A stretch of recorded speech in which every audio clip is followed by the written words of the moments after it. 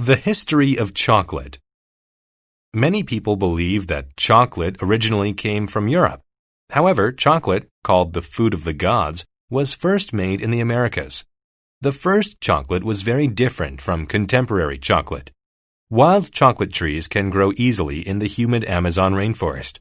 Clusters of flowers growing on these trees turn to seeds. About 20 to 60 cacao beans can be found in the seeds. Cacao beans are the ingredient needed to create sweet, soothing, and delicious chocolate treats. The Mayan and Aztec cultures both thought that chocolate trees were brought from paradise by gods.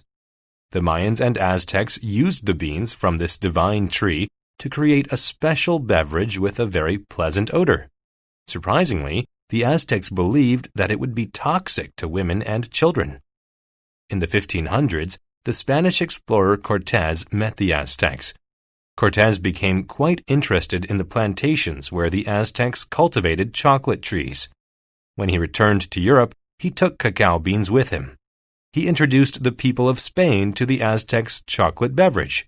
Over the next 100 years or so, kings, queens, and members of the upper class enjoyed drinking chocolate. They enjoyed it even more once they learned to add sugar to the beverage. Soon, chocolate had spread all across Europe. New machines allowed chocolate makers to perfect their products and produce them at a very rapid rate. Preparing the beans in special ways brought out the aroma of chocolate. The beans were combined with condensed milk to give the chocolate a smooth texture. Today, contemporary chocolates with subtle flavors fill the shelves of expensive chocolate shops. The different types of chocolate available today vary widely. True chocolate lovers can tell which is best, though.